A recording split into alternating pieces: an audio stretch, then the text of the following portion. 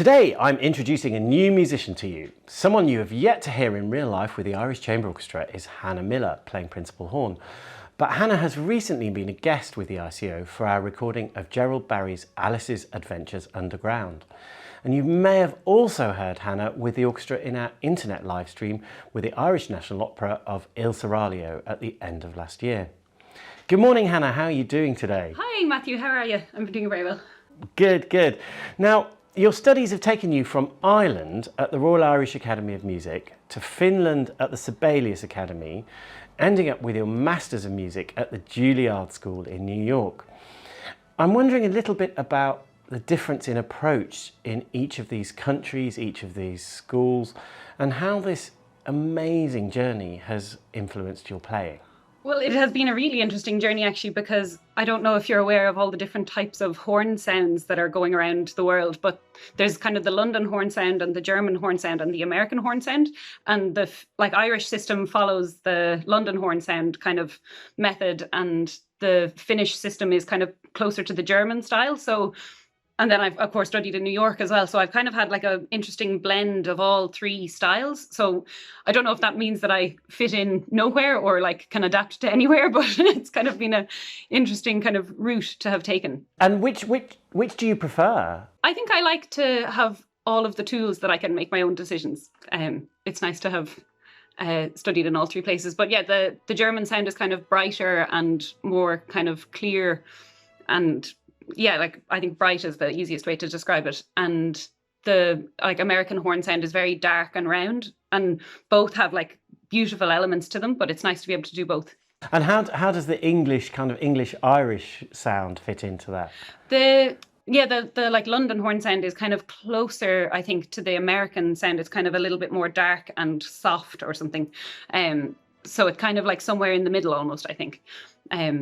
But yeah, it's so growing up with that and then changing and stuff and trying to adapt to a new culture and a new kind of horn method has been interesting. Yeah, to be totally honest, I had absolutely no idea about that. So I too have learned something in my own Oboe Windfree interview. Yeah.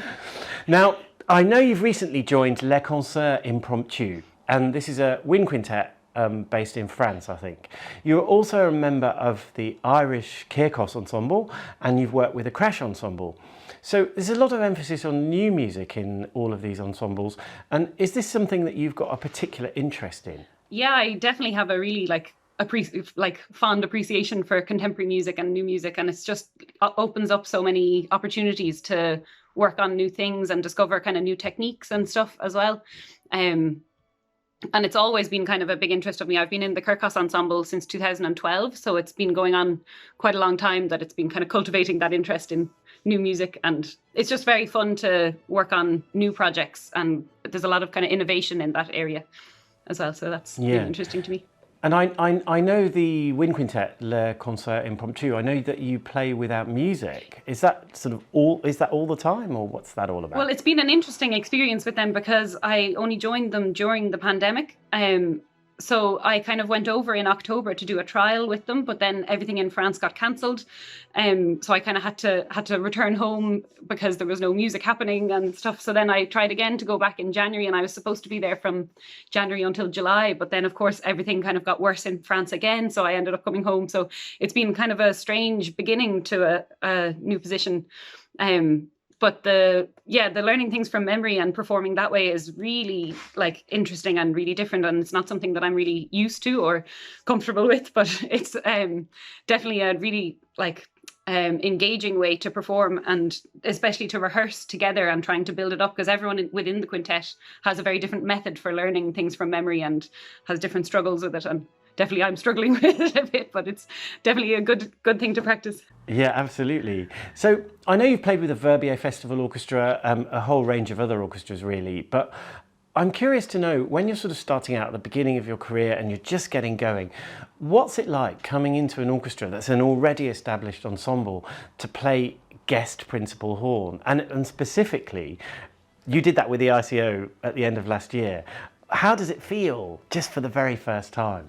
It can be quite daunting to go in when everyone is so comfortable with one another and you're kind of trying to slot into that and kind of make your mark or like put a stamp on it and stuff. But it also, that can also kind of help to make it easier, because everyone is like so together and there's like such a uniformity in the sound that it's really easy to kind of blend in, at least with what's already there, because the ICO is like just so like plays so beautifully together, and it's a really easy thing to just like join in and sit on top of. And just from a kind of I don't know, just as like a social perspective, is it nerve-wracking, or do you just kind of come along and do your own thing, or what's it like? Yeah, it definitely is nerve-wracking, and especially like playing the horn is always a bit nerve-wracking because there's just so much room for error on it. So I think I've done like a lot of kind of like mental training to deal with nerve-wracking situations already, and you just never know what's going to present itself at any moment, sort of thing with the horn. It's just such a like a beast of an instrument. So like in terms of the social situation, I think the Irish Chamber Orchestra is so welcoming that it like feels scary going into it, but then when you arrive, everyone is just so welcoming and friendly that it makes it really easy. That's the right answer. Okay, yeah. Well done there. Now, as some of our listeners might know, we asked our regular wind players to record some wind quintets, and we have started to broadcast the Dennis Gay dances as part of the ICO's Thursday Informal Music series. Hannah very kindly agreed to join this marathon of wind recording, following straight on from the Gerald Barry opera. We did give everybody pizza, but I don't think that quite sustained what we had in mind in terms of the amount of music. I wondered, Hannah, from a technical point of view, after all that contemporary music, opera, playing things over and over again, how is it to sit down and play wind quintets?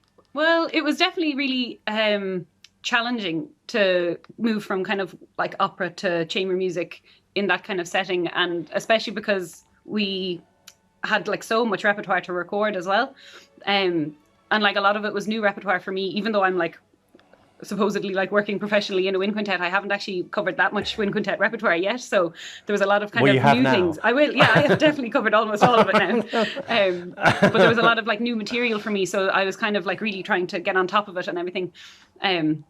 So yeah, it felt like there was kind of like a lot of pressure, but then also like the quintet that we had was just such a nice group to work in that it kind of still felt relaxed, and everything I think worked out quite well in the end. So that was nice.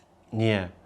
And this week the Bolero is being released. And is there anything interesting for the horn players to watch out for, or is it not really such a great piece for the horn? Well, it's a really fun piece to play for the horn. Like that whole quintet is really like just fun dances to play. So they're all kind of like interesting rhythms within each one, and the horn has a really kind of like nice blend throughout all of the pieces. But the Bolero, yeah, has a nice horn line.